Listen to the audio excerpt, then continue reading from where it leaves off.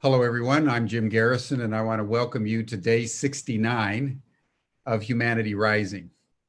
Every day since the 22nd of May, Ubiquity University and nearly 350 partnering organizations from all over the world have come together to create a 2-hour open space between 5 and 7 o'clock p.m. Central European Time, so that people from all over the world can come together to share their experiences on how we're navigating through this extraordinary epidemic, which has put almost all of us under some form of lockdown, some form of social distancing, and ironically has also put the entire world in the same conversation of how do we deal with this pandemic.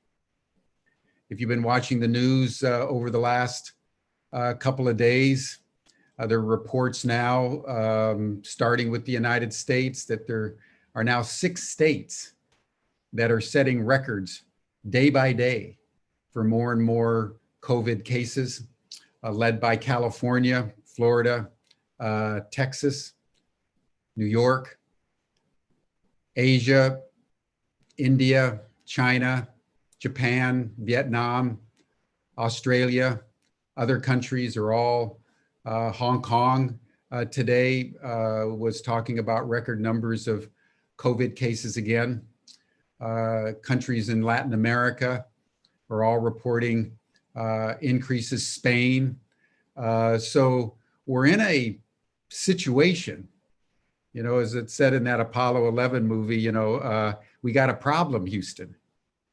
This pandemic is not going away. And it is demonstrating the absolute fragility of institutions and models of economics and government that before the pandemic, most people would have thought were firmly established in eternity. And we're not going to change much at all. And we saw during the pandemic that everything changed, including shutting down the economy. And so the questions that are now before the human race are seminal, urgently critical, and universal. How do we take this crisis and transform it into an opportunity so that out of the pandemic, however long it takes us to emerge on the other side, we can ensure that the world is more sustainable and resilient and abundant, healthy, and in alignment with natural systems. As you all recall, in April, the city of Amsterdam took an extraordinary act of leadership and embraced donut economics and announced that beyond the pandemic, they were going to shape the city of Amsterdam around the central theme of human well-being within ecological systems and constraints. Copenhagen is following suit, and cities all over the world, countries all over the world, are beginning to shift away from the gross domestic product into well-being, human happiness kinds of indicators. Over the last 6 days, and now in our 7th day, we've been examining this extraordinary phenomenon in partnership with Ed Muller, who's the founding president of the University for International Cooperation in Costa Rica, who's been a pioneer and in fact a world leader in donut regenerative economics of all kinds. He's put together this panel. And we had a discussion yesterday that was important in setting up this final session today.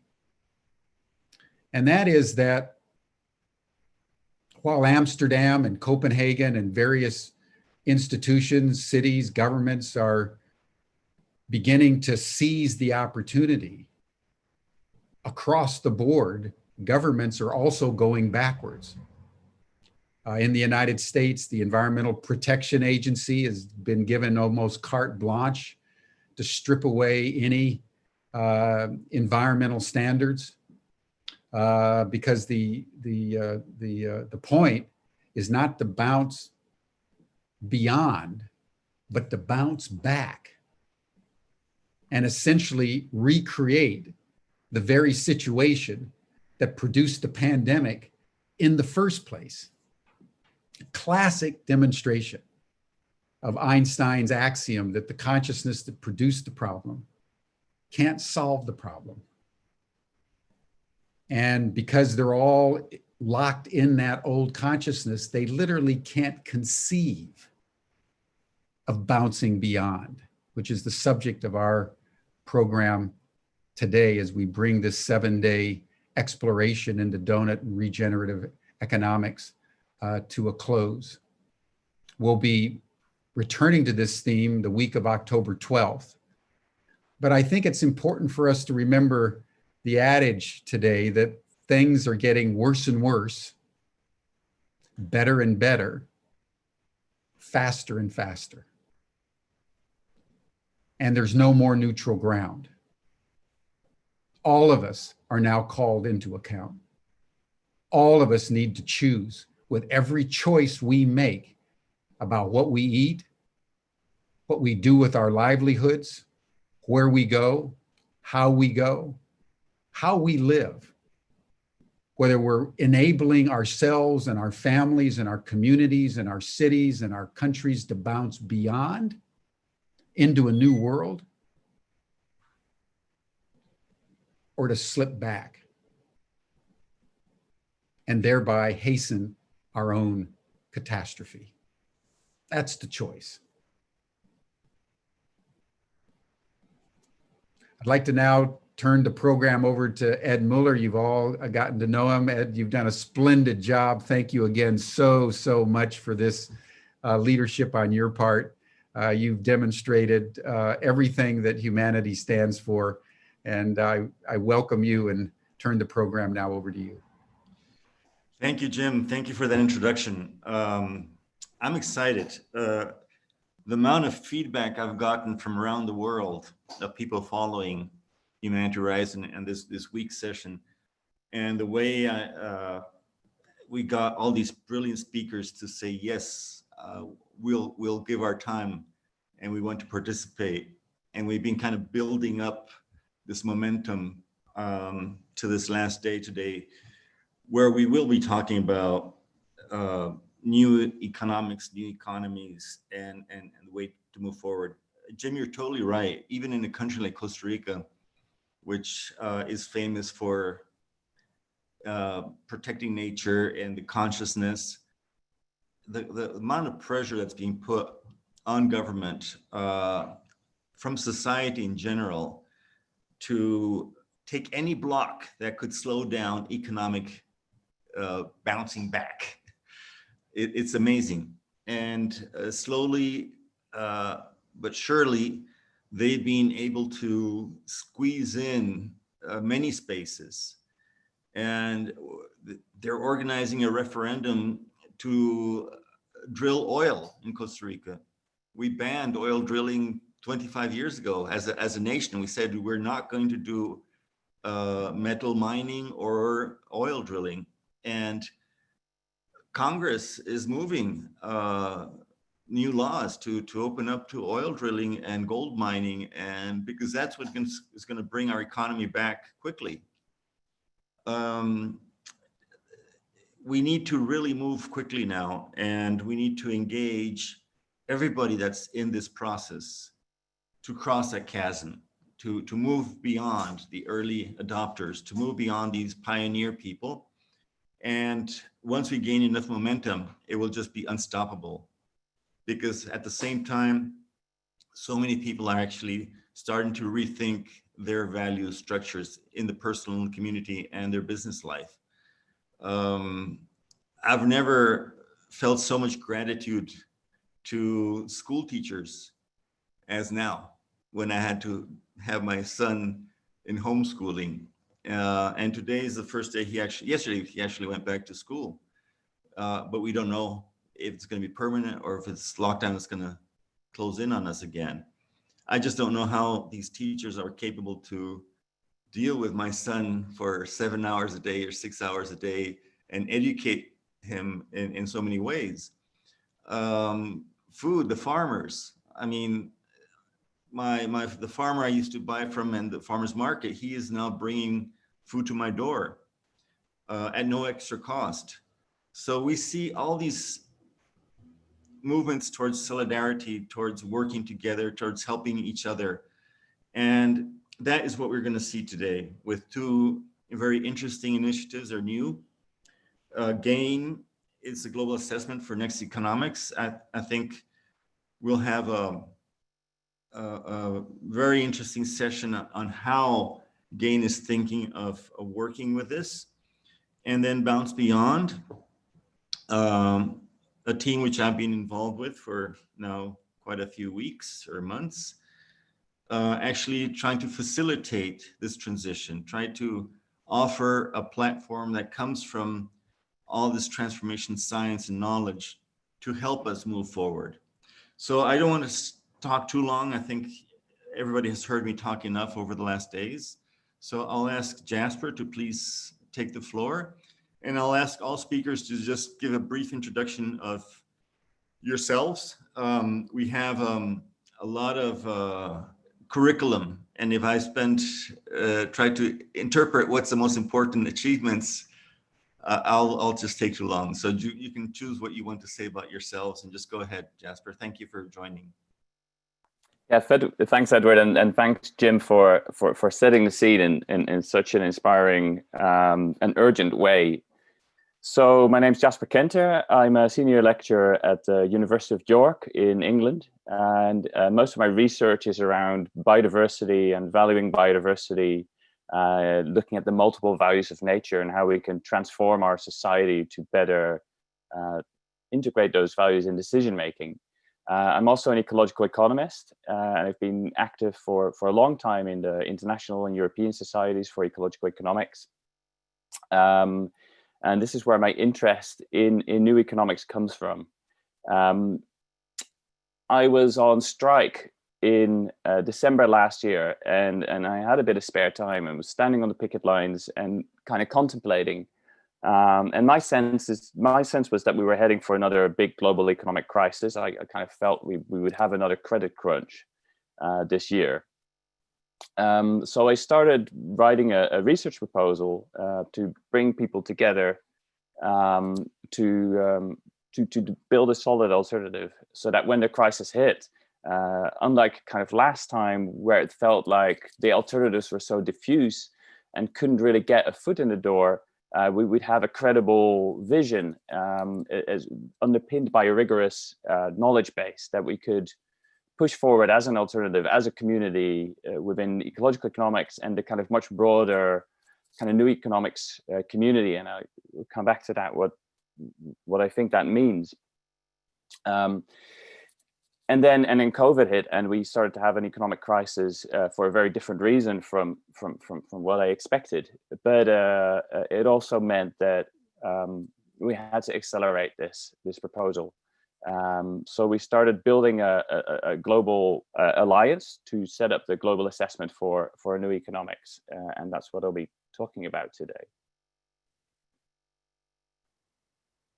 Anyway, my story also highlights the value of taking out a couple of days of doing nothing and just kind of reflecting on where you are and what's most important in life. Because, certainly as an academic, we get bogged down so much into detail that we really need to find the moments to focus back on the big picture. And I think a lot of people are realizing that, how important that is. So the Global Assessment for New Economics, or GANE, is a big partnership reaching across the world with a group of colleagues across universities in many different continents, and including partners from the Club of Rome, Future Earth, Network for Business Sustainability, SDG Transformations Forum, Partnership for Economic Policy, WellBeing Alliance, and the International Society for Ecological Economics and Capital Institute. And this partnership is not static. At the end of my talk, I'll ask certainly for getting in touch and seeing how we can work with you to broaden our alliance. But the key thing is, it's an alliance of academics, scientists, and change makers on the ground. So Jim's already explained, the context, and I'm sure all of you are aware we're in a time of multiple crises. There's many different types of shit hitting our fan. The COVID crisis, as in Europe, we might kind of feel like we've had a peak and we've come out of lockdown and all that, but at a world scale, we're only just beginning. And I think the huge tragedy that will unfold as a result of this crisis in developing countries and around the world, and the incredible inequality that will expose will only start to become clear over the next months and years. The climate crisis, it's kind of eerie how these two graphs look similar. As you know, we're hitting record upon record, and we know what the implications of that are going to be, and already are in many places around the world. Similarly, the biodiversity crisis, or the nature emergency. A quarter of all species are threatened with extinction, and that has huge implications for the life support systems for people on Earth as well. And then finally, the inequality crisis or equity crisis that we're seeing in the world. And this is a little bit of old data, 2010 to 2015, but I consciously put this on the screen really to show what happened after the last big global economic crisis and who took advantage of that. And this is strikingly different from what we see after, say, the Second World War, where inequality in many places started to decrease. But what we've seen happening in the past decade is really that the elites, the old economics, have taken advantage of the crisis to further consolidate their share of global wealth and income. So what are the new economics responses to this? Over the past decades, we've seen a lot of different kinds of economic alternatives come up, in using different labels like new economics, regenerative, restoration, ecological, socio-ecological, donut, degrowth, flourishing, well-being, etc. All with a different kind of emphasis and with a degree of overlap between each other, and also differences, sometimes differences of emphasis, sometimes differences of substance, sometimes also differences in terms of the kind of strategy that people are taking, and certainly also differences in terms of the kinds of people that are associated with these labels, with some being coming more from kind of policy circles, some more from academic backgrounds, some more from a kind of activist perspective, some more from NGOs, and some kind of focused on networks and coalitions. Now, these things can be seen as, to some degree, in kind of competition with each other, and to some degree in collaboration, but either way, it's a very diffuse kind of bunch. There's also important differences between kind of North and South emphases with some of these flavors. And they also all deal with different kinds of topic areas. Donut economics here, the safe and just space for humanity. What's the environmental ceiling? What are the planetary boundaries? What are the social foundations? Other people focus on economic democracy, the governance of the economy, both at the large scale and at the smaller scale, at the scale of the firm, kind of workers' rights, workers' involvement, changes to ownership patterns. Others focus on, restructuring money systems and financial markets. How do we create our money? What kind of new currencies do we create? Others focus on new institutions like, and indeed old ones like credit unions, or kind of local community initiatives that fulfill new economic functions that are really an alternative to both the market and the state. Others focus more from an academic perspective. What is the actual ecological foundation of the economy? How does our societal metabolism work? The fundamental ecological basis of the economy is something that new classical economics has consistently ignored. Others focus on perhaps being a little bit more aligned and trying to change the kind of system from within through using more environmental economic approaches like taxes, etc., and making the economic case for that. Whereas on the other end, other people challenge the system and say, you know, should we move away from GDP growth and go to some kind of radically different way of measuring progress? So there's an emphasis again on different kinds of topics and also different kinds of strategies that people associate with those. But what all these have in common is that by and large, these are seen as alternatives. They're seen as in the margin. They're not seen as mainstream economics. They're seen as heterodox, by want of a better word. Really what we need to address these multiple crises is that new economics must move from being an alternative to become the new mainstream. So this is what GANE ultimately aspires to, a very ambitious aim.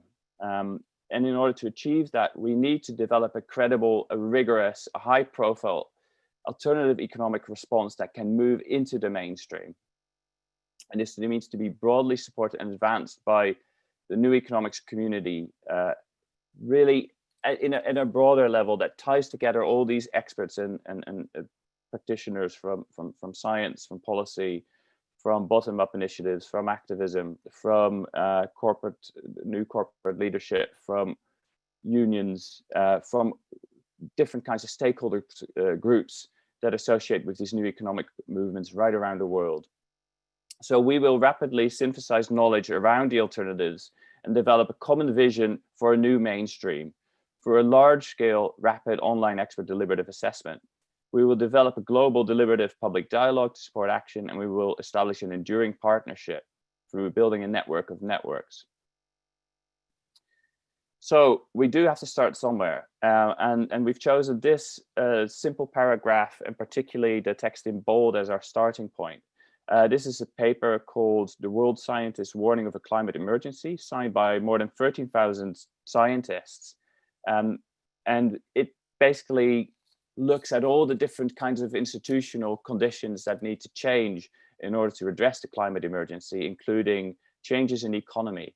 And their basic conclusion was that our goals need to shift from GDP growth and the pursuit of affluence towards sustaining ecosystems and improving human well-being by prioritizing basic needs and reducing inequality.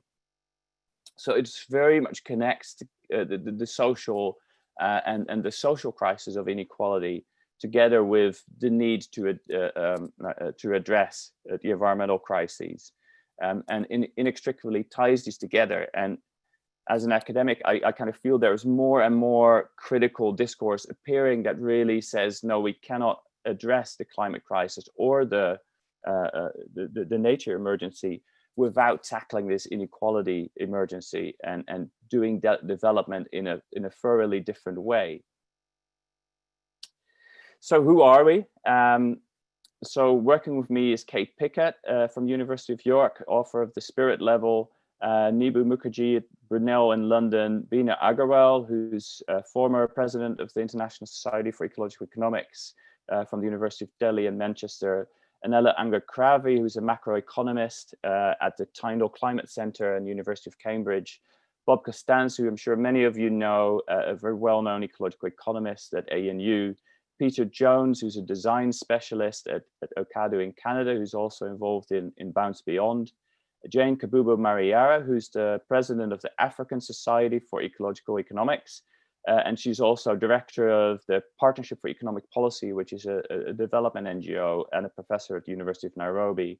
Simon Niemeyer from the Center for Deliberative Deliberative Democracy and Global Governance at the University of Canberra, and Steve Waddell, who will be speaking later from the SDG Transformations Forum. So a mix of people from around the world involving science and practice, economics, and also broader disciplines. I've already mentioned our global partners, and we also have an advisory board of high-profile people with backgrounds in all sorts of things, from former OECD chief statistician to former UNEP directors, former managing director of World Bank, many people associated with some of our partners like the Club of Rome, and other organizations like the World Future Council, Gross National Happiness Center, Better Nature, Green Economy Coalition, and so on. So GANE will have two stages. The first stage, which started last month and will run into approximately February, will be a global expert deliberation, leading to a global assessment report. We will build a network of networks and define a set of priority actions. And in stage two, we're moving that into a global dialogue with public policy and stakeholders, consolidating the networks, focusing on learning. And this second stage in particular will be very much working closely with Bounce Beyond, which Steve will be talking about, to translate knowledge into action. And the power of having these two concurrent projects will be that the work that we do in terms of synthesizing this rigorous knowledge base, it won't stay on the shelves. It will be directly leading to impact pathways through a number of communities taking action. And I think this is something that makes it unique and very exciting.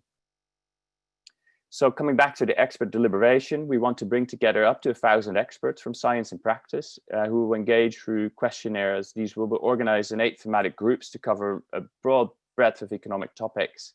And a smaller group of about 150 coordinators will engage in active deliberation via Zoom, other online tools, and these will be overseen by a smaller group of lead coordinators and 4 co-chairs. So a model that's fairly similar to IPCC, IPBES, and other similar kind of global assessment panels. Coordinators will write the global assessment report with the input from the broader base of experts, focusing on new economics, alternative recovery trajectories from COVID that address the multiple crises. We will use a range of tools, including Delphi, real-time deliberation of Delphi statements and evidence, and a joint fact-finding approach where experts will work together to scrutinize different pieces of evidence so that all of the kind of problem analysis and solutions that we will put forward within this will have a base in the evidence. But we will consider evidence in a broad sense. So not just peer-reviewed papers, but also the gray literature and evidence from practice, as is actually becoming more common as well, even in panels like IPCC and IPBES, through their increased need to integrate the perspectives and knowledge of local and indigenous people. So looking at the structure, again, this is the overall structure. There'll be a coordination group linking a whole wide range of topic areas together through a set of coordinators and interacting with our broader leadership team, the advisory board, and the secretariat based at the University of York. So when I'm talking about broad, I mean really quite broad in terms of potential topic areas. We are very wary that we don't just want to kind of pick our preferred cherry pick topics like new currencies that we're all fond of, local economic trading and credit unions, and how do we make sure biodiversity is valued. We really want to go into the conventional areas of economics that are so important, like questions of labor markets, money systems, banking, corporate law, all these things, welfare and taxation. We need to cover the breadth of these areas in order to move from being just an alternative to something which is really broad and can form a full alternative to neoclassical economics in order to be able to move into the mainstream.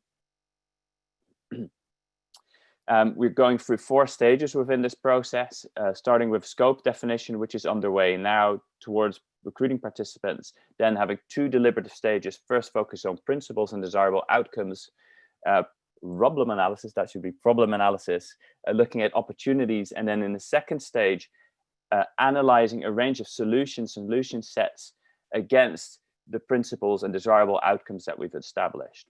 So we won't be saying, presenting kind of single solutions.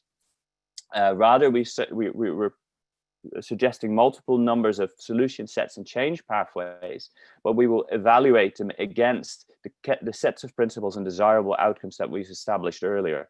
And that will kind of show how well they perform in different kinds of contexts.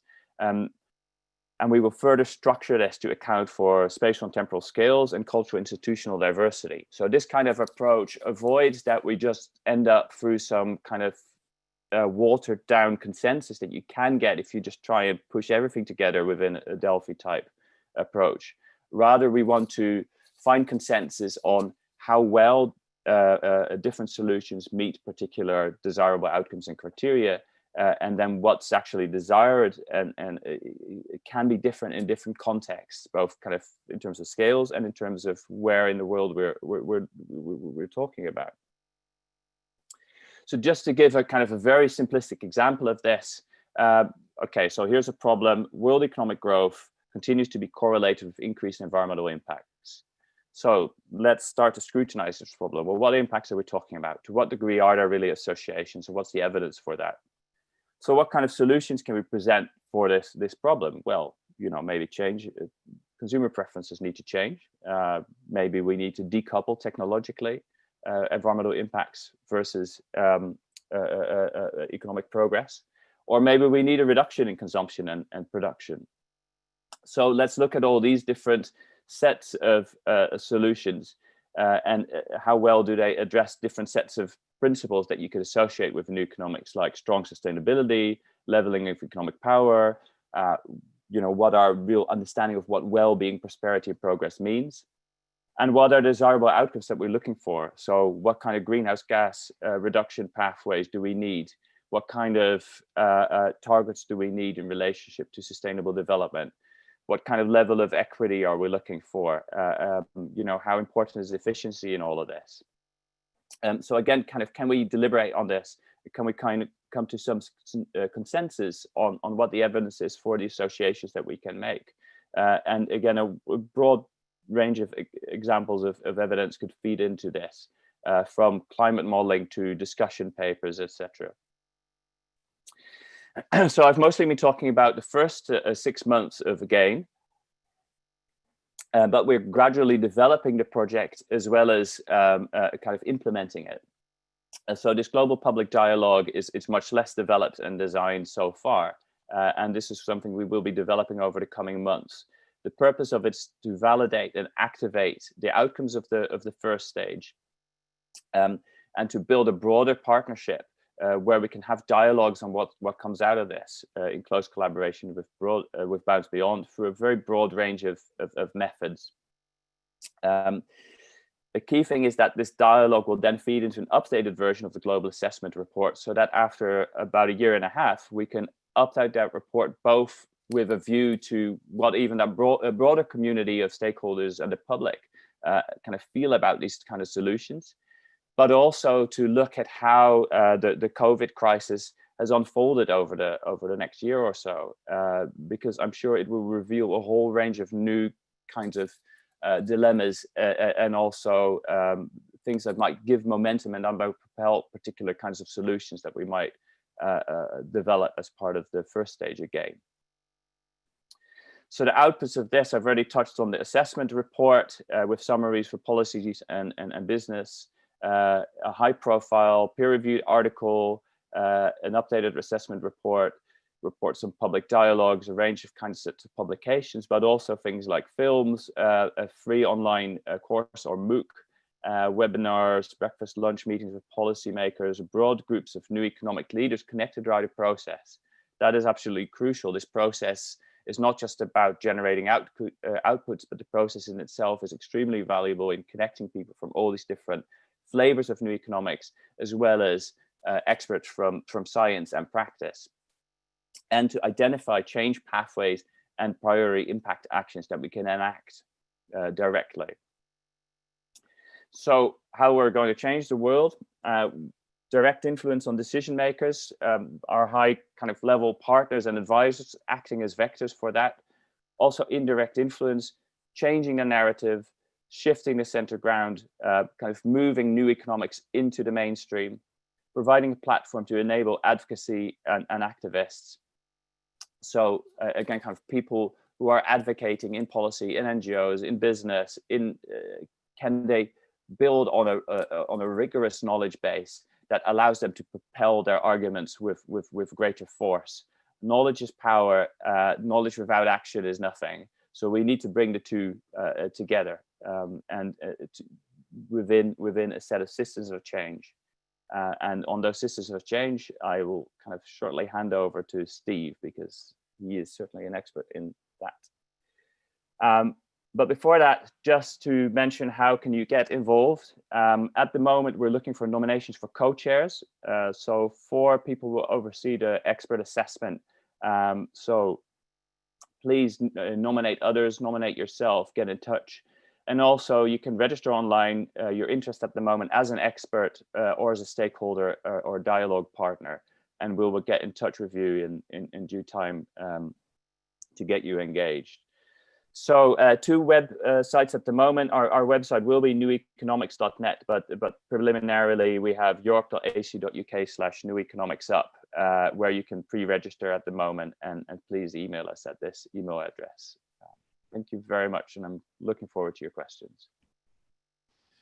Thank you, Jasper. That was very interesting. Really necessary to analyze all what's out there.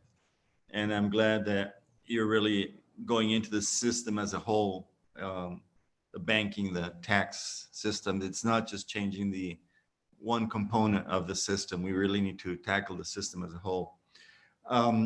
Please, Steve, take the floor. We'll just go right into Bounce Beyond, since these are so linked together. So just go ahead. Thanks so much, Edward. So I know Edward and I have both been critics of universities and education in a traditional way, but I think that what Jasper is proposing is a new model of working beyond the borders of a university. Can you say something about yourself before you? Yeah, I will do that too.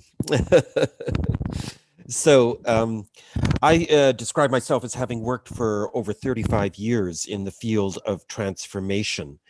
And I'll explain something about what I mean by that. That's been at various ways. I was a co-leadership position with the world's largest community-based transformation credit union in Vancouver, Vancity Savings, in the 1980s, where we transformed it. In the 90s, I worked globally on issues of multi-stakeholder collaboration, business, government, civil society, which is very novel then. In the aughts, I worked particularly with something I call global action networks. These are an institutional innovation. We've never had them before. They are global multi-stakeholder change networks like Forest Stewardship Council, Global Water Partnership, the Global Fund to Fight AIDS, Tuberculosis, and Malaria. And in the last few years, I've really focused upon organizing around this transformation idea and action. My core identity, some people think of me as being an academic, but I have never actually worked, except for a short time as starting a leadership and change program. I've never actually worked in academia. I do talk about rigor and discipline, and I do write a lot, including in academic journals. And my last book was written for an audience which is described by its title, Change for the Audacious, a doer's guide to large systems change. So many of you would probably find that of interest. But my major identity is as a community organizer and organizing a global community around transformation.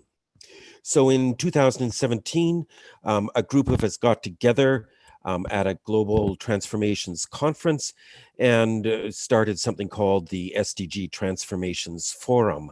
So I am co-lead of the forum. We are a small group of people and organizations that think there's this imperative that we move much more urgently with in the direction of transformation, that we're making poor use of our transformation knowledge and expertise at the current moment, and that we should be really integrating it at the scale that we're now capable of. We've developed tremendous knowledge in this field over the last 20 years, which is still not being really integrated into activity at the scale we should be doing it. So I've in, let's see, in February, March, when COVID struck, we started talking about, gee, this is just the type of moment that we wait for transformation when things are in an obvious crisis, and it's the best moment to be able to spur transformation. So what would we, if we think we have all this transformation expertise, actually do in this moment? So what I'm going to share with you as Bounce Beyond is the product of about 4 months of intense discussions of people who are practicing transformation, such as Edward. He's been a core member of this group. And all of us who have this experience, such as myself, in transformation across a multitude of issue arenas.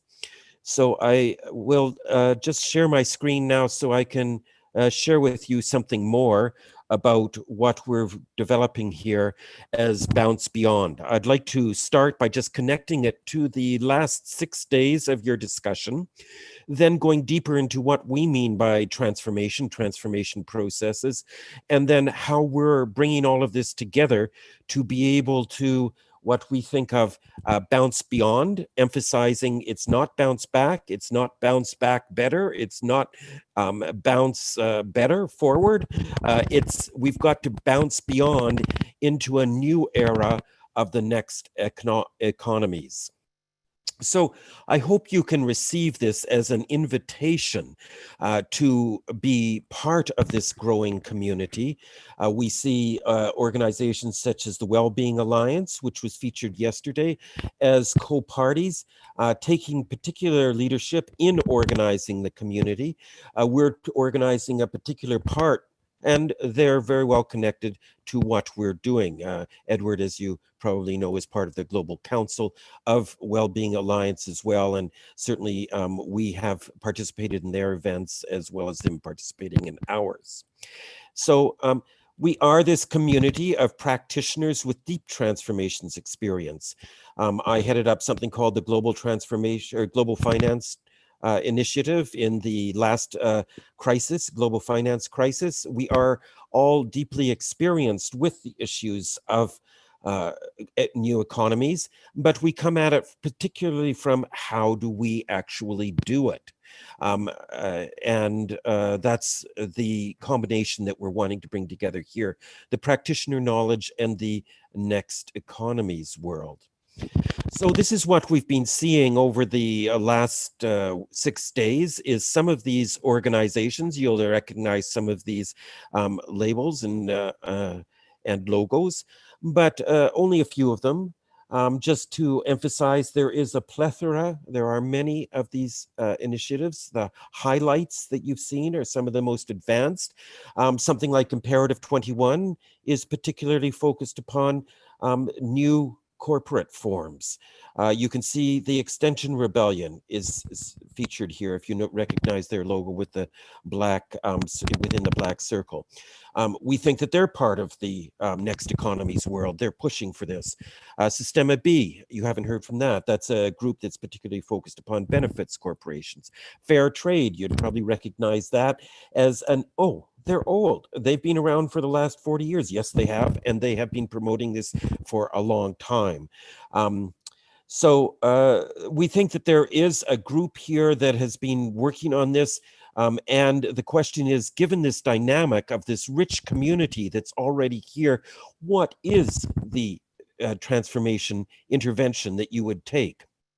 So one is to recognize the shared values that the people in this transformations to new economies, next economies, are actually at the foundation of all of their movements.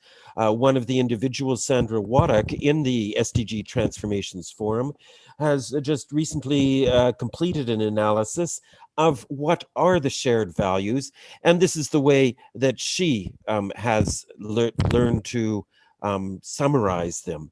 So it's about a new basis of values for the next economies that we're talking about. This is, of course, the very basis for how to work on the design question, which we're focused on, of how do we actually design interventions? How do we actually design the next economies? So We are talking about transformation, and I want to be explicit about transformation. It's not an easy task. It's only one type of change, and many people get lost in the change world when they are talking about change that is not transformation. That is not to say that there is not use for non-transformation strategies, but let's be clear about what we're after. Incremental change. Starbucks opens another store. That is a form of incremental change. Improving the efficiency of carbon-based fuels is a form of incremental change. It's doing more of the same, but doing it better. Water reform is something that's often associated with reorganizing organizations, with new policies. And often these are useful, very useful, but they are not transformation in most of the cases. That they are about reorganizing within the current paradigm.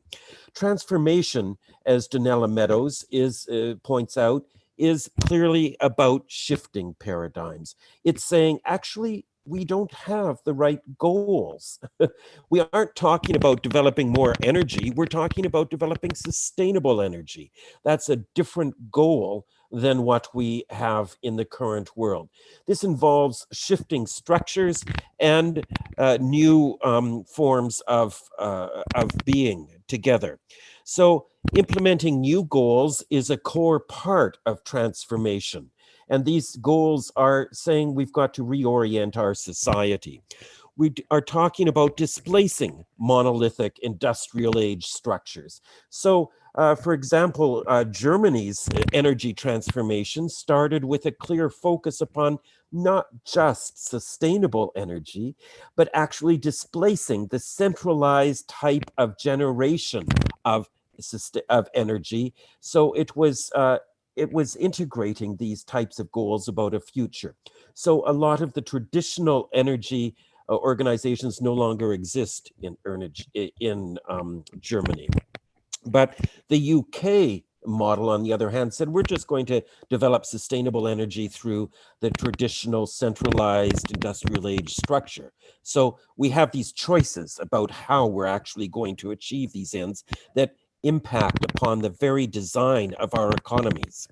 We need new roles as well in new economies. For example, again, keeping with the energy description, which I think is more developed and you're more aware of, there has been this new role of prosumer, which integrates the consumer role of a household with the production role, where you actually are generating the energy with the solar installations on your house or the wind turbines.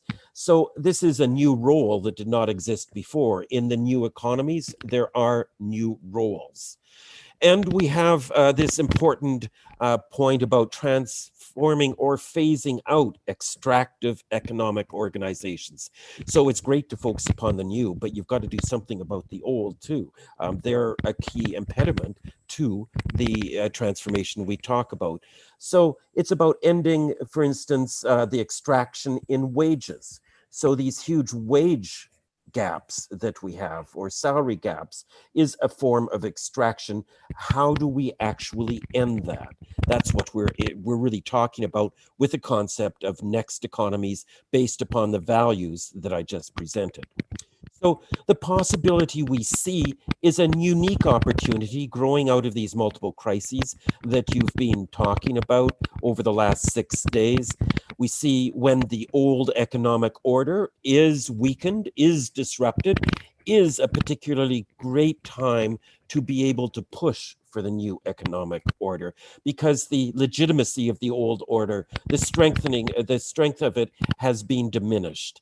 And we see a lot of people who will be out of work, they're facing livelihood issues. So although the new economy addresses multiple crises, the environmental crisis included, it's a good place to really focus pressure upon the economy at this time, because people will really be concerned about livelihood issues. And we see that the foundations of the next economies are now arising. When I led the Global Finance Initiative in 2008, 2009, we tried to have conversations about what's new that's arising. All people could talk about at that time was really stultifying old 19th century concepts of communism, socialism, capitalism. These old concepts have now been broken apart with this range of new economic alternatives that you're seeing that and hearing about over the last 6 days. We have new rich knowledge about transformation that did not exist 20 years ago, how to actually nudge in a direction of purposeful transformation at a very large scale. And we have people such as yourselves who are mobilizing for change. You've heard about this as well over the last 6 days, but you can see it in the Black Lives Matter movement, other types of movements that are arising around the world. And we have, therefore, this great opportunity at this particular time to really bring about this change. But how do we do it? Steve, can you move your mic a little bit away from your shirt? It's making a lot of noise. Okay, sorry about that. But how do we do it? We've got to, first of all, address this concept of scale. We've had a lot of examples over the last 6 days, but they're still facing this question of scale. These are marginal examples, if I could be polite. It's just recognizing their scale in context of the whole economy. And niches are easily snuffed out. Once people in the old economy think they're a threat, they will act in opposition to them. Transformation is complex. There are many moving parts in the economy. There are many feedback loops. How do we actually discern what the pathways are? And transformation is unpredictable. We actually have ideas about the values, the type of world that we're wanting to move towards, but we don't really know what it's going to look like. It's not like an engineering process of following some type of architectural diagram. It's about emergence. It's about continual experimentation and testing. So, how do we get to the next economies? Well, one useful way of thinking about this is called the three horizons model. So it deals particularly with this idea of fitness for purpose. So what we see today is what we call Horizon 1, where our current economy is not fit for purpose. And it's got to decline, and it's got to transform into something new. It's destroying our core environment. It is not providing us with the equity that we value, etc. So then we've got this vision, this sense of what the H3 is with these new types of basis for values, etc.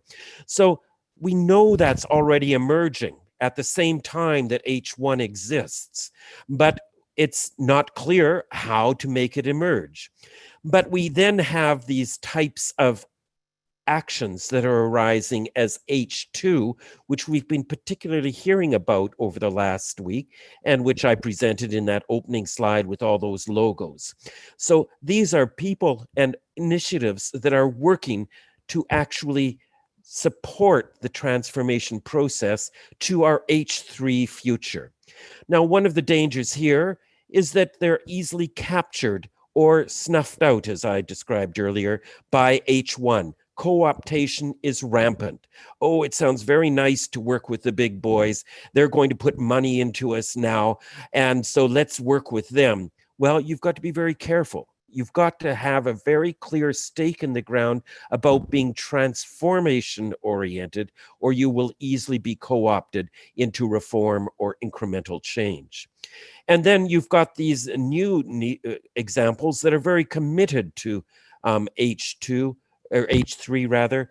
So how do we actually make them, support them all to work together? So they can be likened to this DNA model that we have here, two strands of DNA, H1, H3, and there's got to be linkages in between to be able to phase out H1 and to grow H3. So that's what we're really focused on, is these H2 initiatives and this transformation process and how we create effective linkages between these two. So the core infrastructure we describe for doing this is what we call transformation systems. So just like you have a healthcare system that's attending to various degrees of success, to your mental and health well-being, food systems to food security. So we have transformation systems that are actually working to support transformation. The problem is that they are poorly organized.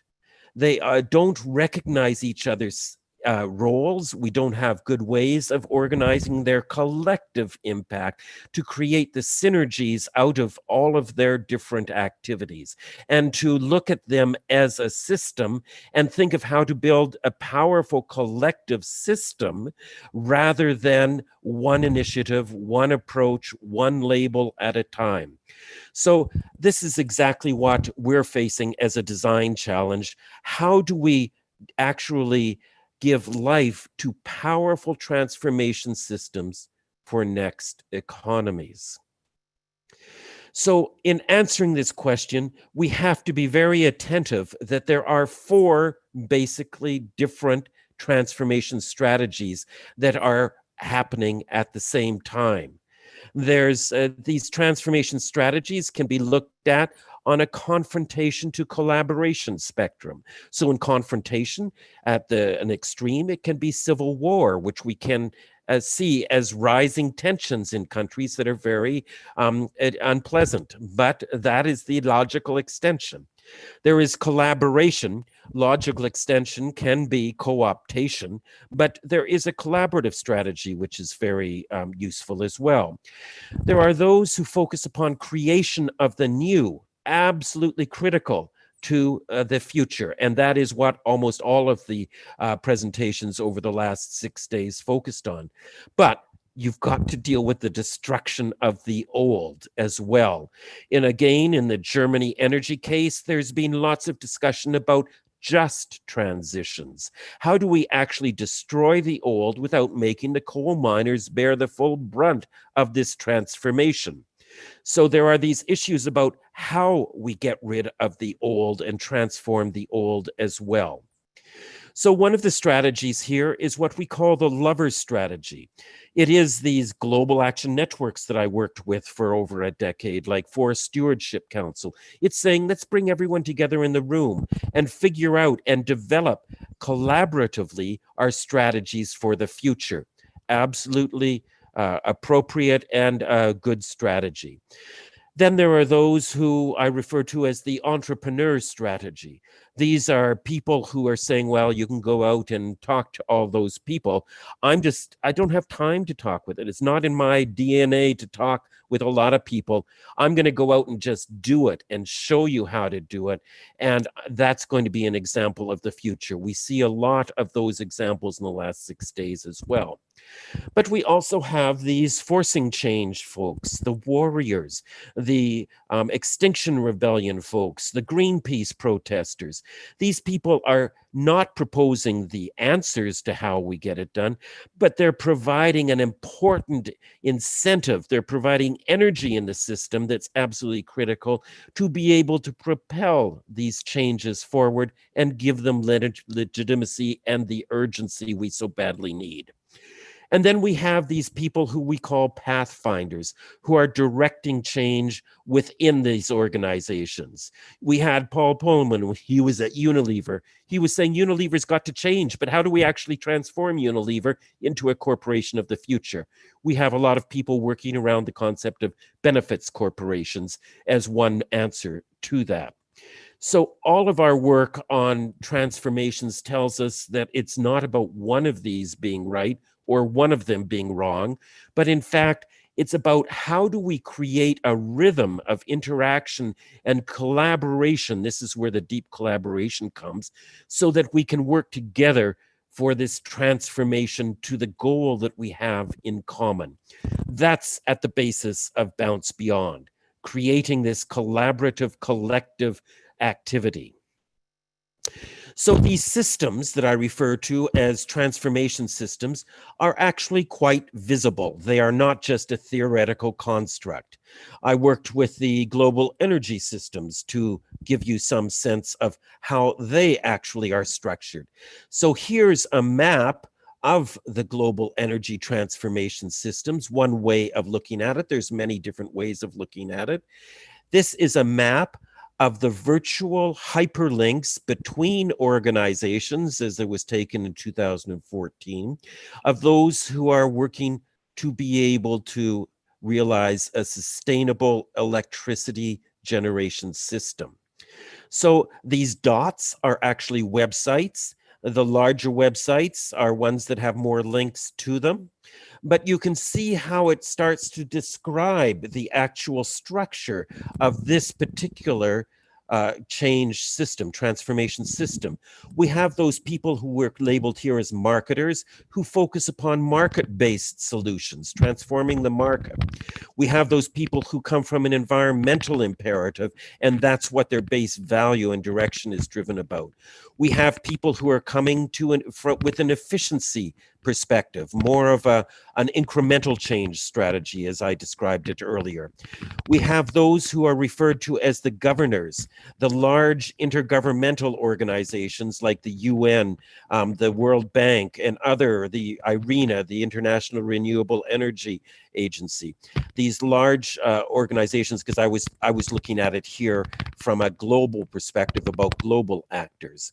We have those who are focused upon renewables in the bottom here, and those who are the advocates. These are the warriors of the field. So we can actually map their interactions in a variety of ways. This is just one way to make it very clear who the actors are, and then we can talk about how to take interventions to actually design their interactions as a system, a transformation system, rather than just as independent initiatives. So looking at this from this perspective then, what is it that Bounce Beyond is going to do?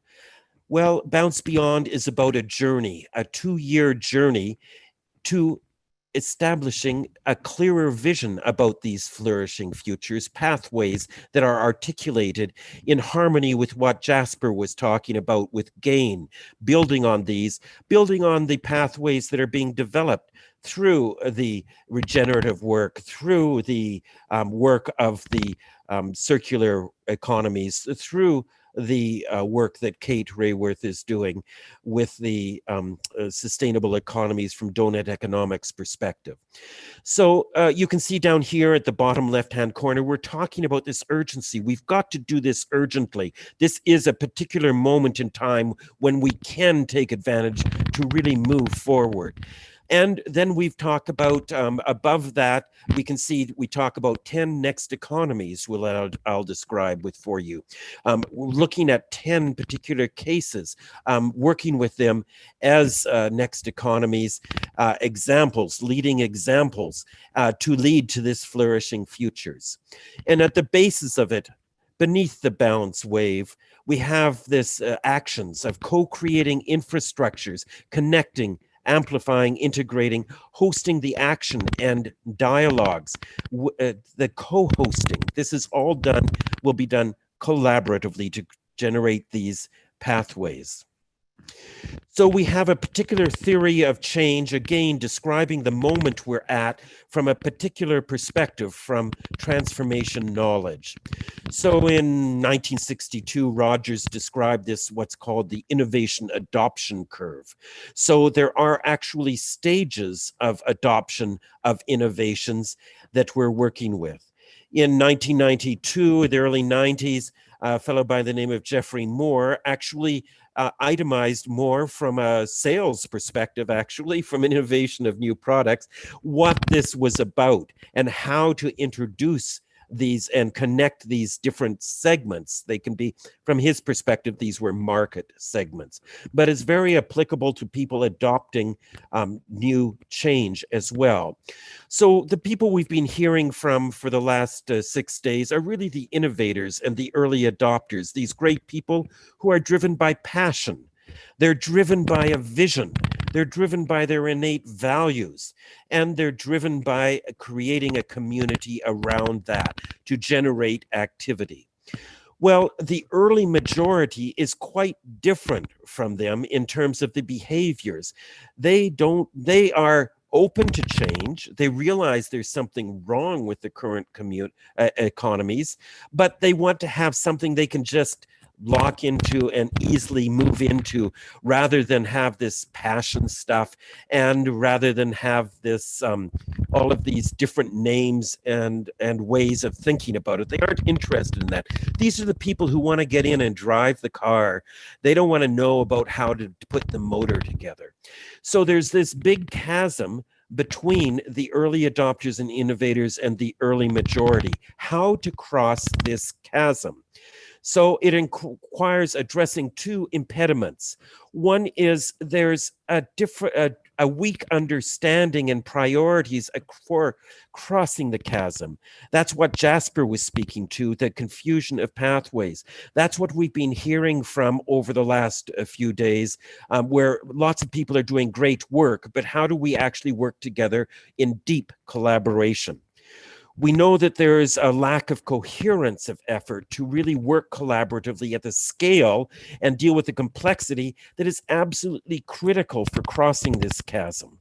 So that's what the transformation systems concept is helping us move across. So our strategy, it's about integrating, cohering, and amplifying, co-creating with all of this marvelous work around the Next Economies by creating dialogue, first of all, catalyzing and co-creating the collective infrastructure, which I'll talk to in a moment, learning, evaluating, communicating the lessons so that we actually have an infrastructure for this to be done, identifying these pathways and actions to develop across the chasms, and therefore create these new seed systems at a different scale with Next Economies infrastructure across sector and region and across labels. So we're talking about doing this by creating something we're calling co-nexts, collaborating Next Economies Community Transformations. These co-nexts are very concrete issue arenas, and they're varying in size, and some focus upon places, some focus upon issues. So one of the issues that I've been working with is the global sustainable fisheries issue. They are very interested in this. They went through an analysis with me about their current system development. The chasm crossing point that I suggested they're at resonated strongly with the funders, with the industry itself, and with the NGOs. They're interested in participating in this type of process. We have people in India who are particularly working with the tens of millions of people who have been ejected from their city employment and livelihoods and have returned to the community to create new communities, next economies in villages. We have a colleague who's worked with the forum since its founding, and he's working with the community there to be able to work in this region, which is one of the highest, most rapidly warming bodies of water in the world, that is going to transform this bioregion, stretching from Boston and around this whole region of the Northeast of the US and the Southeast of Canada. We have Edward, who you've been hearing from as the host. He's leading this regenerative community in Costa Rica and the development of it. We have heard from Kate Wayworth with the wonderful work she's doing in Amsterdam with donut economics as the framework. We have people who are working on this new future of systemic finance rather than the current system of finance. So it's bringing together, and we're proposing 10 communities that can work together over a 2-year period to help clarify distinctive pathways and strengthen their work as leading next economies. So we've mentioned this concept of infrastructure. We've got to be very specific. We're dealing with scale. We're dealing with complexity. We've got to deal with this in terms of our current economies and looking at what we have that we're actually having to replace. One focus upon this is around the B corporations, the benefits corporations, a new way of organizing with multi-stakeholders as the core driving structure rather than the financiers as a particular stakeholder group. There's people who are developing something called prevention derivatives, growing out of some changes that have been made in the insurance industry, and the concept that why are we paying all this money into California wildfires, costs that are incurred by these wildfires? Why aren't we putting more money into actual prevention of the wildfires?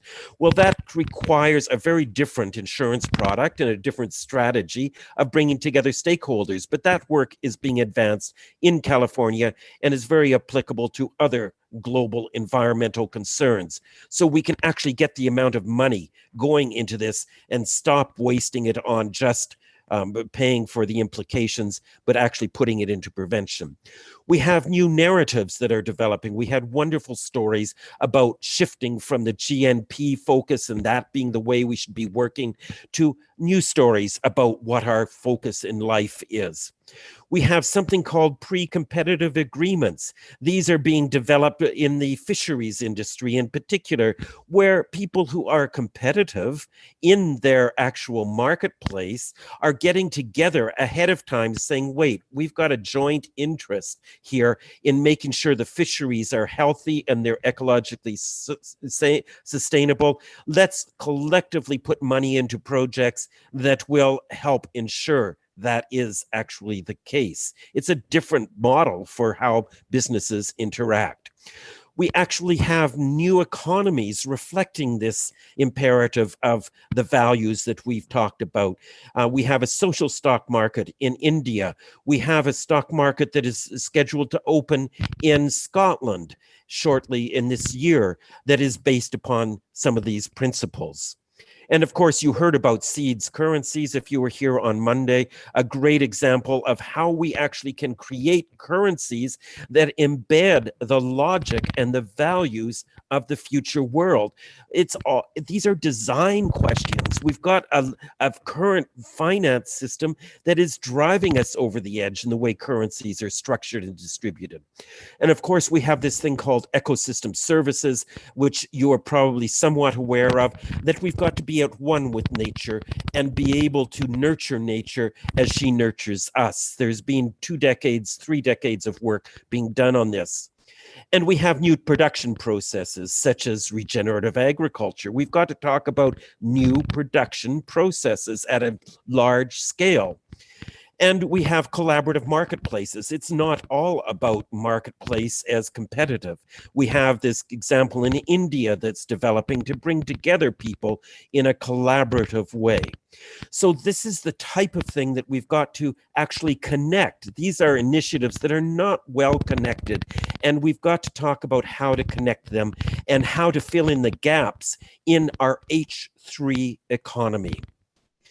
So what are we doing? How are we organizing this? Well, we have a core team, which currently is Edward and a few others and myself. We have an advisory group, which is growing out of people who are actually working on these issues in the Next Economies.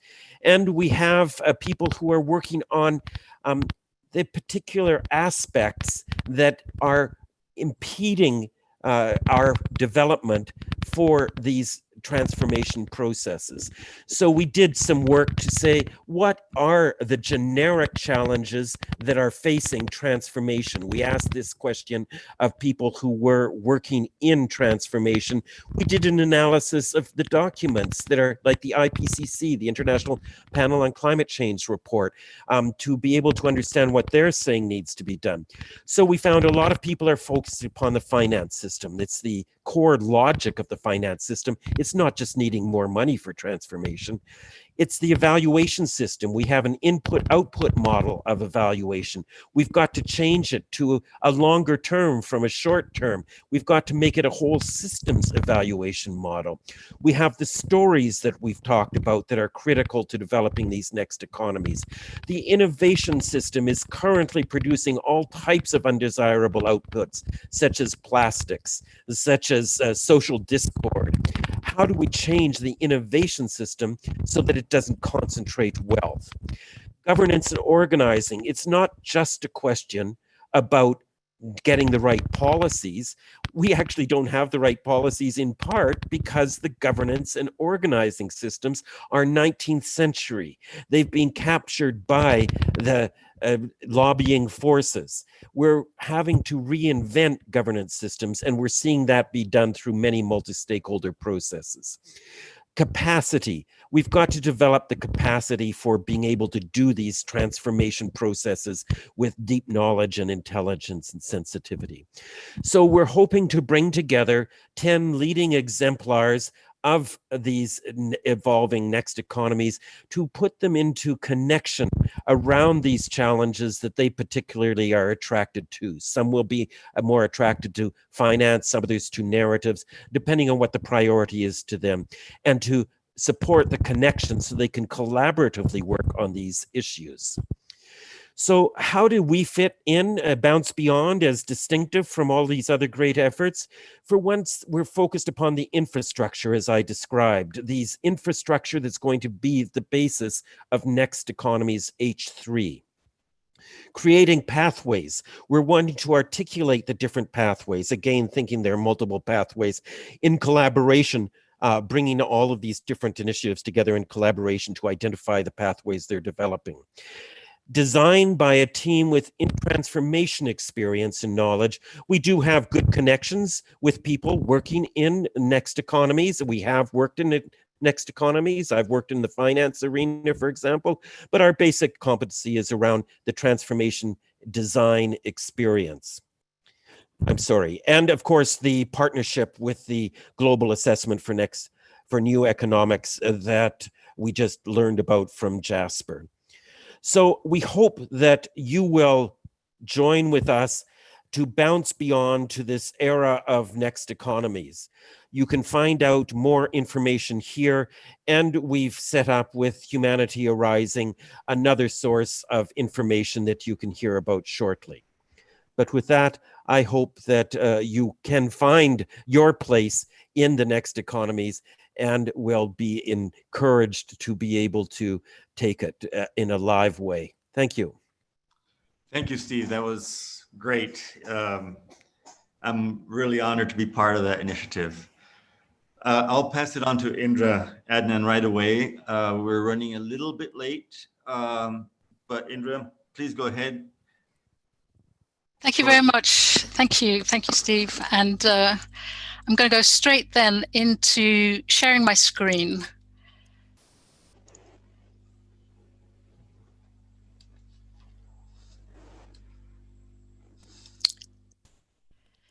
So just a few words about me. And before I begin, I'm going to say how grateful I am to be part of this huge initiative, and slightly overwhelmed, as you might yourselves be, listening to Steve and listening to Jasper and thinking, what a great lot of work has been put into this, how much complex intelligence is there, and how can we possibly really integrate all of this and make it part of our daily lives.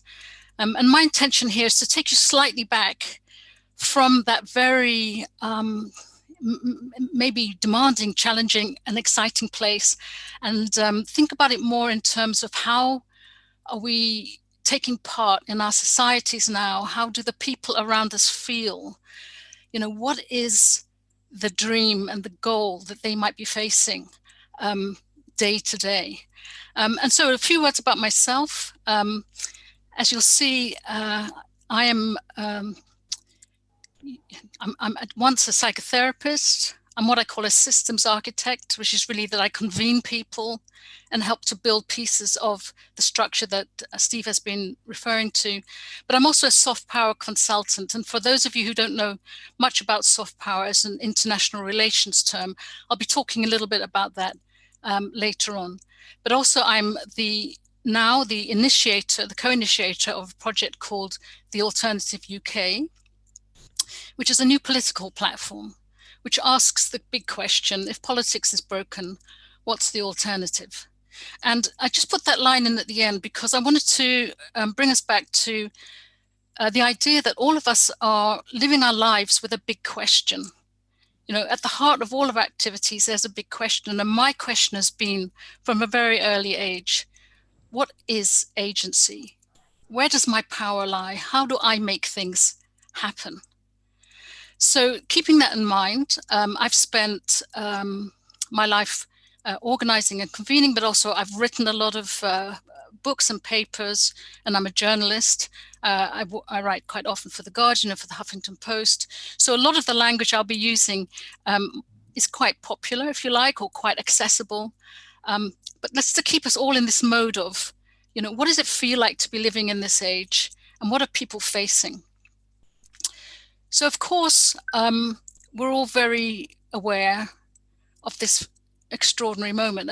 And those of us who are not very young on this call, and I'm one of those people, I can't remember a moment like this that was really as global in a sense, in how we're sharing an experience. Now, I'm not going to say we're sharing the same experience. That wouldn't be true. And I would say at least two different dominant themes. One would be the sense that a lot of people are now suddenly with a lot of space and a sort of vacuum, and they're having the time. They've created some sort of internal time to question what is happening. And a lot of that has been shared, I think, on Humanity Rising and certainly on the internet in many webinars. A lot of people are questioning, but at the very same time, other people have been completely robbed of time and space. They are in a more urgent, more pressing, and actually much more dangerous moment than they've ever experienced. And more, the idea that the people who are caring for us are the very ones that have been sent onto the front line of the battle, almost as if they're soldiers, you know, now on the front line facing the fire for us. So these two different ways of experiencing this moment are actually observing each other. And that's the holism of it, if you like. We're becoming more and more self-conscious, whether from one perspective or another, that we are a world in crisis. And I'll just take you back there again, because really one of the intentions of this, me wanting to show the globe, was I know we'd all love to tell a story in 20 years' time or 100 years' time, when we think about the moment that the coronavirus impacted. And then it would be lovely to tell a story that we all rose and worked together, came together and overcame our problems. It seems quite logical that we should be able to do that. And if we were certainly looking from a universal perspective at planet Earth, the idea that the people of planet Earth should be able to come together and overcome this seems kind of logical in a way. It certainly works for Hollywood. But the question is, are we able to do this? And will we be able to do this? Directly competing with that story is a completely other story. Well, this is the one really that we're most familiar with on the front pages of our newspapers, which is this is a planet falling apart.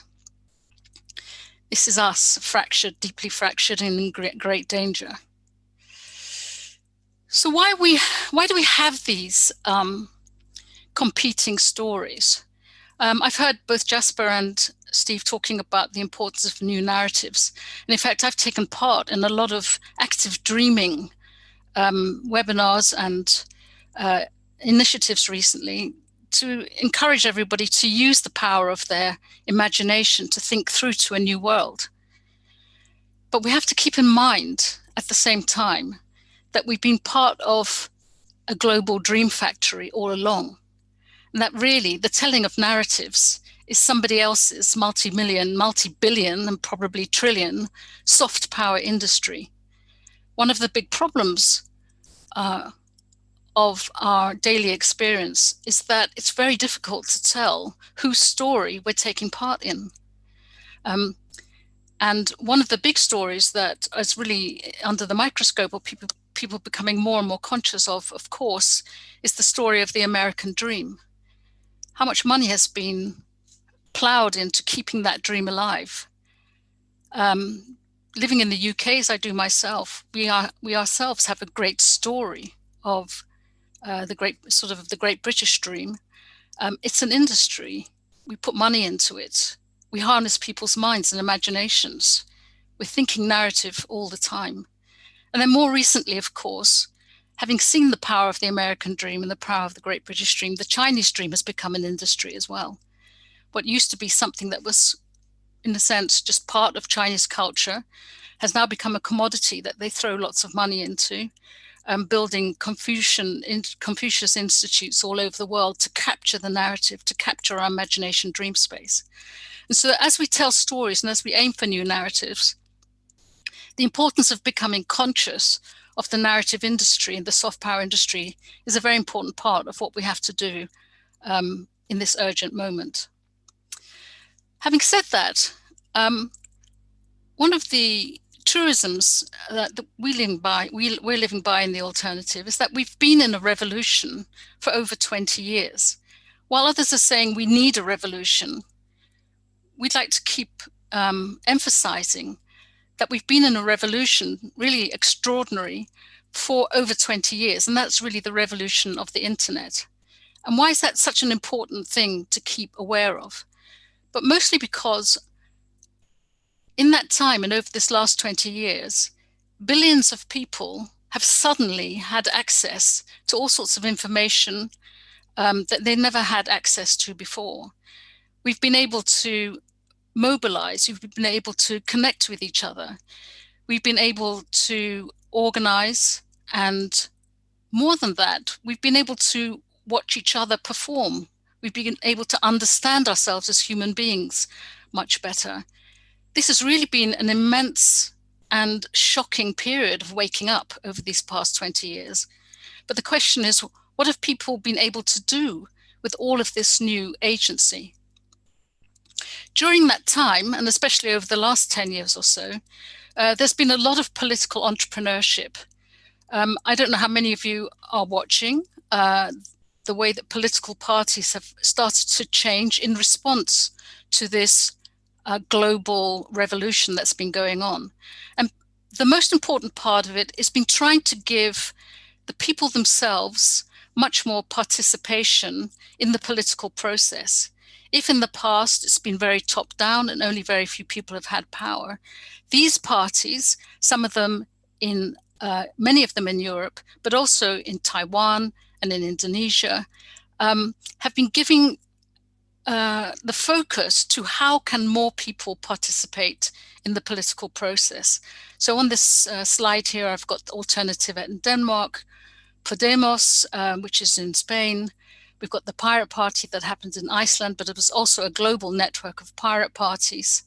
Taiwan, if any of you here on this call didn't ever come across what happened in Taiwan over the last 4 or 5 years, I really recommend you go and do that and find out what happened. But it was an extraordinary technological sense takeover, if you like, of the whole of Taiwan that was initiated by a group of students that instantly connected everyone to the ability to vote constantly on the decisions that are being made in the parliament. And then finally, I'm just drawing attention to Indonesia because the president of Indonesia, which is the largest Muslim country in the world, was elected the very first popular president after decades of military rule and dynasty leadership. And he was called the Twitter president. He crowdsourced his policies and still now is in daily contact with people across 13,000 islands. But to come down a little bit more now to a more focused part of what we're doing, in the UK, the reason that we started the alternative political platform was because just in 2016, we had the Brexit process, which many of you will have read about interminably in your newspapers, which was a referendum on whether or not we should leave the European Union. And the effect of the Brexit process was to profoundly divide the UK. And in fact, 4 days before we had our referendum, one of the MPs, one of the Remainer MPs, was murdered by a very, enthusiastic, manic, actually, Leave supporter. And it was a moment where we all had to think very hard about the impact of the kind of politics that we've totally taken for granted, that allows communities, countries to be divided along party political lines and causes the very opposite, if you like, of the bigger need for the people to come together. The way that party politics operates across the whole world, in fact, but if I'm looking particularly now at the UK, was to divide people in extreme ways and causing violence at the community level. So when we started to look more carefully at how our political parties work, we came across this rather disturbing statistic that's true across the whole of Europe, that only 2% of people are members of political parties.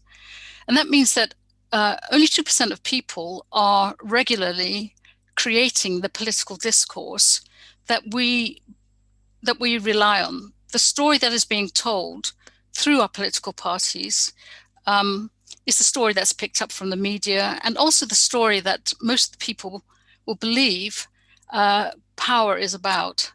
So it's a story really of the powerlessness, if you like, of the people. So the first thing that we looked at when we started our new political platform is, what is the concept of the human being really at the heart of politics? And what we found is that the way that our current politics conceives of the human being is really as Homo economicus. It's a material entity that first and foremost needs a roof and food and warmth and a house, but doesn't really have other needs.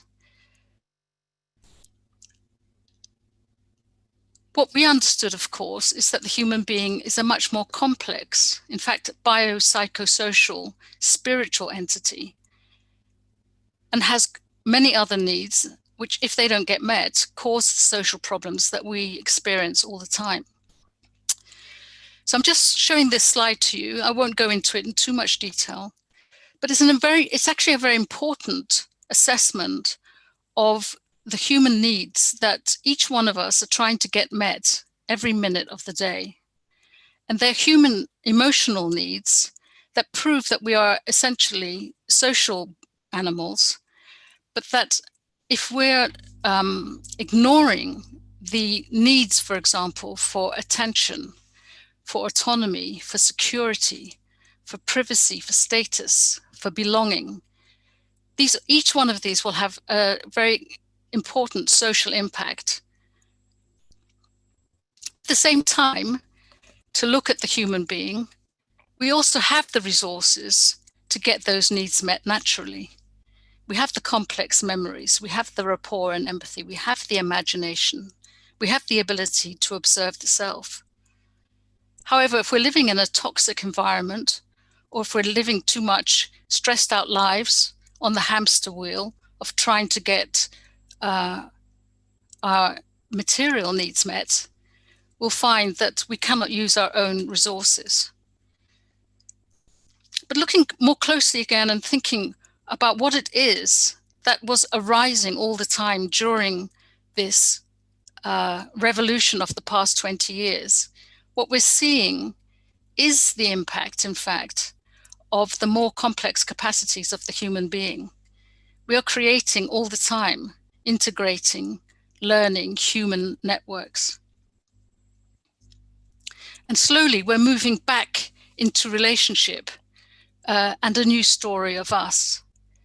So I'm just using this slide here to contrast the idea that we are, as disconnected human beings, the ones that are conceived of by our current politics, which tends to separate the individualist, for example, with the human being that's interested in the social well-being, that this is a time when, through our more virtual global brain, if you like, our consciousness that is arising between us, exactly the very things that are talked on here at Humanity Rising, there's a new interconnectedness returning from the I to the we to the world. The idea of the holistic human agency slowly being reconnected with our communities and pointing towards a flourishing planet. This is something that the revolution has been bringing us. So in practical terms, we've given rise to new ideas for relational welfare and relational politics. These are slowly coming into the ambit of possibility. So if we look at our own communities and where we live, I'd like to return to what Steve was talking about the differently orientated strategies, which may seem to compete in the regions and in the towns and cities that we live in. So here we've got pictures of the Extinction Rebellion competing currently, even in this moment, with the mutual aid groups, and may seem to be competing with the works being done by social entrepreneurs or those people working in the corporations. But here is a new idea for how within our communities, the citizens themselves are coming into relationship with each other and finding, and I feel this is a very important part of the change that we can initiate, finding new forms of citizens' action networks. These are new containers for holistic people power. So it's specific. I want to emphasize these specifically because these are not directly related to the state. They're not directly related to councils. These are ways of citizens coming together in their communities and embracing all of these different initiatives. When you find containers like this, you can find ways to integrate the different forms of agency and strategy that Steve was describing. So here are some quick examples of citizens' action networks that we see arising everywhere. Transition networks, of course, have been going for 12 or 15 years, but they're now expanding and trying to involve more and more different kinds of people. On the right, we have something called neighborocracy, which are groups of neighbors, 30 at a time, that are setting up people's parliaments and children's parliaments, 400,000 of these in India that go all the way up to the national level. We have the social enterprise people and the people there on the left from Corporation Jackson. So these are appearing, citizens' action networks are appearing all over the world, containers of people working together, ordinary citizens that are working autonomously and independently. And we see these as the units, if you like, of a new politics of the future. And in each one of these citizens' action networks, people are exploring what we call the fractal power of every action we take. So these are pictures actually from Karen O'Brien's coming book called You Matter More Than You Think. And it's bringing in a very practical way, using the kind of complex organization that Steve's been describing to show and to help people feel viscerally that every action they take is having an impact in their community, but also could possibly be having an impact all over the world.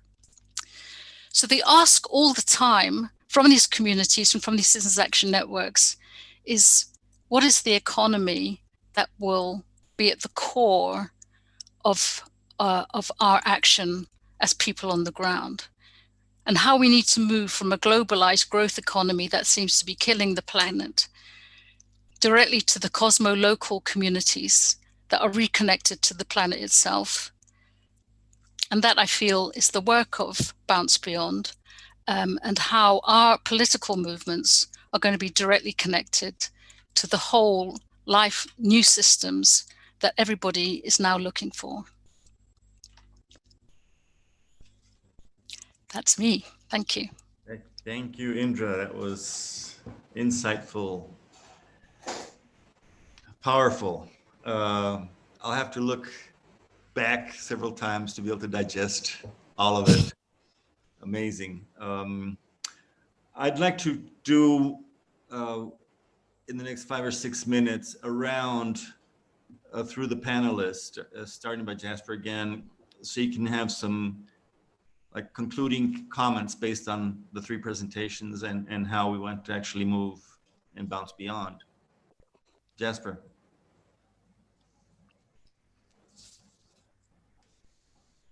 Yeah, I guess what stands out for me is the many layers of transformation that we're looking at, from the kind of deeply intrapsychic, you know, and looking through the comments also, people emphasizing kind of consciousness change, to communities. Again, looking at comments in the chats, you know, people asking questions, how do we frame some of these things? What languages do we use to communicate with different communities?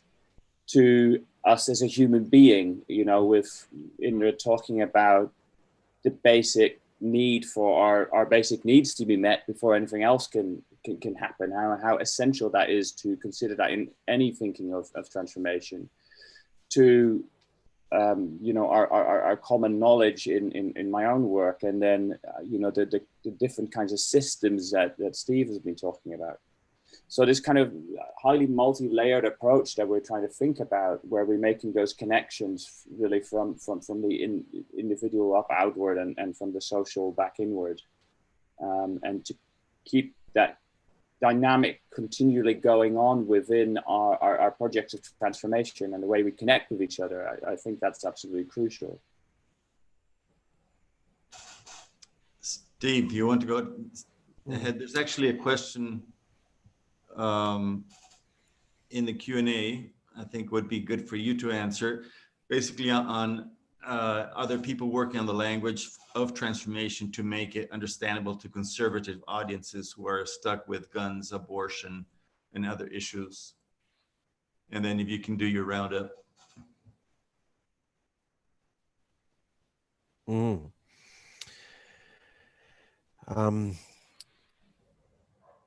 So when I think of conservatives in the way you're talking about them, I think that they're, it really gets to what Indra was talking about their lack of connection and meaningful connection to, and their fears. So it's really, I think, a political, a small p political solution about how people can feel that they have, you know, appropriate control over their creation of their future. So that's what immediately strikes me about the question. And I do try to get beyond the communism, socialism, etc., because it's just such a dead end argument and people immediately come up to new things. So when you talk about donut economics, it's like, well, what's that about? And it opens their mind to an inquiry rather than getting them put into concrete about something they experienced or thought of in the past. My major thought is that I think we well, we have not raised funding for this yet, so we're talking about $5 million. So if anyone has some thoughts about that, we are to have a funding strategy, but we need more help with that if you have any thoughts about it. But the point is, I think that we will become successful to a certain point when we will be facing that the resistors in a very substantive way. And how we can pursue overcoming that resistance will not be pleasant. Many people will not experience it as pleasant. We are terrorized by the expertise of the financier people. You know, I learned this working in finance. They like to create these complicated ideas like derivatives and then terrorize us as though we don't know what we're talking about. And we've got to assert our own humanity and challenge them to reach for theirs. And rather than be stuck in the power of language as they, and ideas as they will wield it over us. Thank you, Steve. Indra, some closing Yeah. remarks. Well, I mean, on the question of how we appeal to very, very different kinds of people, you know, I think it's important to get beyond, in a sense, the idea that it's only people who share our values that are going to be involved in the process, because the real task is to involve people who don't share our values. I think that's going to be the most difficult thing to achieve, but we should always be keeping our eyes on that. If you think about the way that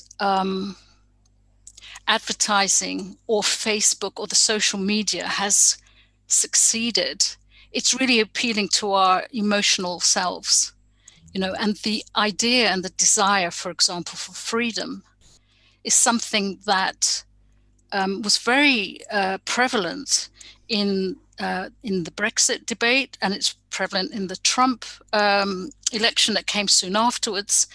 And we have to sort of reconceive, I think, of the idea of people rising up as, you know, these phenomena being part of that. You know, if human beings are looking for their freedom and they're looking for meaning and purpose, we have to frame what we're doing as an answer to that. And I think it's perfectly possible to do that. So that's what I was trying to draw attention to at the beginning, is that we have to be, on the one hand, you know, smart crafters of narratives, but on the other hand, we have to let go a lot of what we imagine is appealing to people, and invite them into something that might be exciting. It will certainly give them more agency. It will certainly be about them. You know, it's the truth, ultimately. So we want everyone to be happy. We don't want to be divided. You know, we don't want to have an enemy. We have to keep in mind that the whole planet coming together, that includes our traditional enemies. So, you know, just as a parent would to their child, or a brother to their sister, or a friend to a friend, we look and look and look for how do we move that person. And I think we can do that. I know we can do that. We have to do that. Jim, I'll pass it over to you. Oh, Ed, we can't end 7 days without a final comment from the maestro. Well, I do want to thank all the people that have been hanging on for this week, and the ones that will go still beyond, because Humanity Rising, I think, will not peak yet. It's been a tremendous journey. It's just, I knew what the people who I had invited, and I tried to make a thread out of it, but I didn't expect this power to come out. And that is, actually, we're already in this quantum phase of 1 + 1 is 5 or 10 or 15. We're moving away from the regular arithmetic. And I think that is the power behind this. That is what really can get us moving. And crossing that chasm is, for me, our critical point. And I think we should all support Bounce Beyond to be able to push that chasm, crossing that chasm. It's just so timely, so necessary, so critical. When I saw Indra's broken cup, I could imagine my flag, my country's flag on that cup. That's what we're facing. the amount of pressure putting on to divide people. And there's a saying in Spanish, there's probably a translation in English, divide and you will succeed. And that has been, I think, the motto for a lot of the, I don't really like to call it establishment, but from that old establishment trying to be able to govern is exactly that, keeping us in fear. I was told so many times by my economy teachers that there was no other alternative to capitalism and neoliberal politics and economics, that was the only way and it could never be stopped. That was the only solution forward to the planet.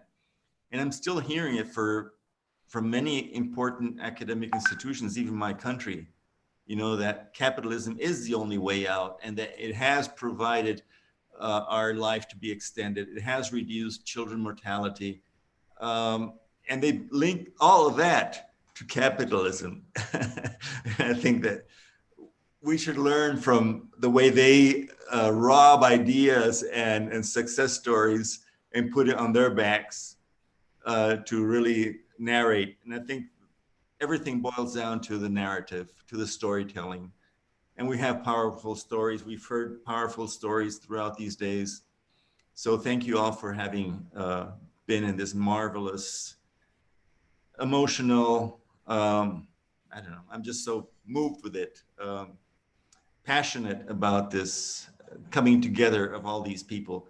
And I just see that as moving forward. And I'm looking forward to our October sessions. And we already had some interesting discussions on the inverse donut that the Maori tribes have designed and a few other mind-shaking things. But we do hope that by then we have results of some of the stuff we're talking about here. So thank you, Jim, for the opportunity to help me set this week up for you. Yes, well, thank you, Ed. You've done an absolutely brilliant and splendid job. And we're looking forward, everyone, between the week of the 12th of October, we're going to start with Indigenous Day. And we'll be bringing in some of the Maori and some of the other indigenous leaders to comment on the economics of the primordial and how we can remember that.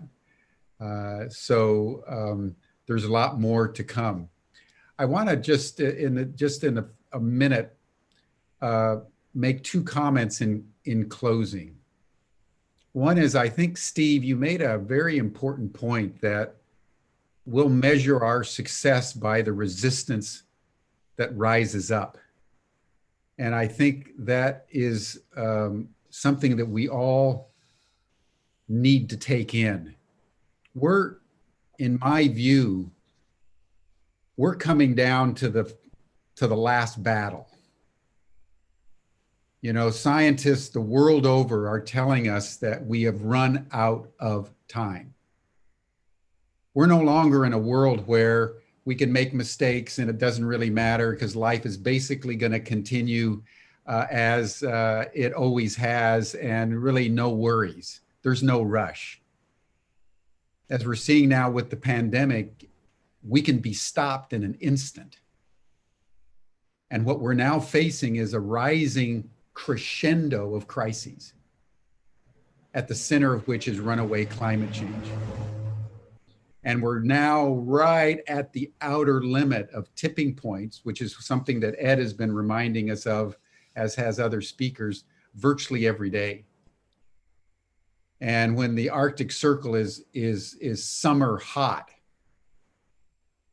for over a month,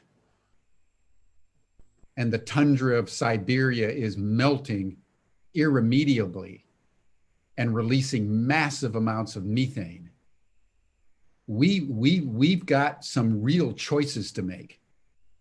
And I think this whole notion of bounce beyond or bounce back is basically the bottom line on the choice point that humanity has now come to. And I want to applaud you, Steve and Ed and everybody who are engaged with Bounce Beyond.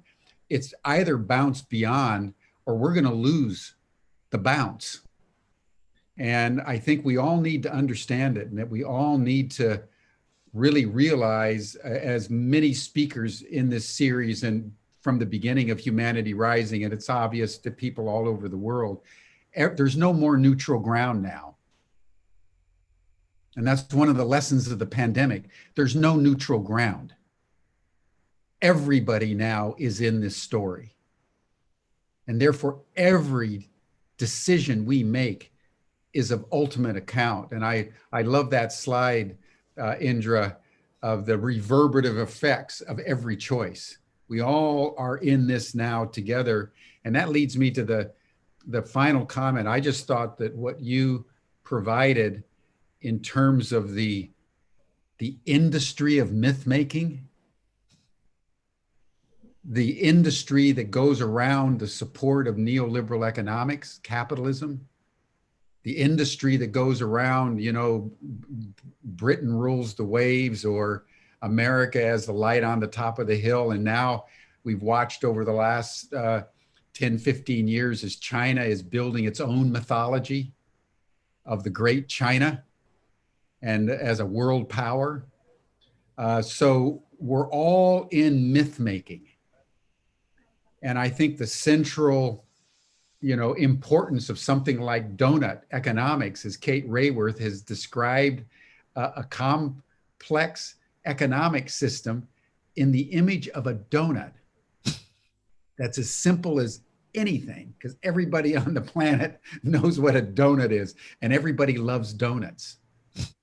And you can see the relationship between the massive upsurge of donut economics, which is really restating what other economic models have been saying for many, many years, but they were doing it in prose. And the genius of Kate is she did it in poetry. She did it in an image. And therefore a whole new story now. And you just say donut economics and everybody knows what you're talking about. And I think, you know, as we think about Bounce Beyond and we think of at our next sessions, you know, we should be spending significant time on the narrative that could become a global meme. Because if you change people's minds, this is the importance of economics. This is from Plato's Republic. So this is not a new thought. If you can change a person's mind with a new mythology, a new story, a new narrative, you've changed their whole life. And it's toward that proposition that Humanity Rising has been established. And day in and day out, we're looking for that and teasing out extraordinary initiatives of the human intelligence and creativity that are now just bubbling to the surface. It's a wonderful, wonderful thing, day in and day out, to watch the bubbling to the surface of the human creative genius at this critical hour. So I want to thank you, Steve and Jasper. I mean, you're another encyclopedia, man. You are. It's wonderful, everyone, to know that we're this sophisticated, as Jasper and other speakers that Ed has brought together in the last couple of days. You know, we have almost comprehensive, encyclopedic information now about how the world works and how these economic models can function in a very complex and layered way. We just have to figure out how to scale them into the global mind and become indelible to the zeitgeist of the moment. And so I really want to thank you. And again, Ed, kudos, man. Totally kudos. And we'll see, we'll do round 2 the week of October 12th. And then tomorrow, we're going to take a little break. And instead of a panel, we're going to have a dialogue with Thomas Hübl, if you know him, very well-known German mystic and teacher who's been really focusing in on this whole issue of trauma. And in his view, the world is about ready to go pop because of the unremedied accumulation of transgenerational trauma. And the pandemic now is just layering all of us with another load of trauma. And how do we transform trauma into healing? And that's going to be the dialogue with Thomas Hubel. And then, of course, we'll have the poetry of Kim Rosen, who, as you all know, having heard her poetry before, is utterly sublime. So same time, same station, between 5 o'clock and 7 o'clock p.m. Central European time on all these stations. So thank you, everyone. Love this session and this whole program, and see you again tomorrow. Bye-bye. Jim, bye-bye to all of you. Bye. Thank you. Thank you so much. Yeah. Thank you. Well done. Bye. Well Thanks for your kind words. done.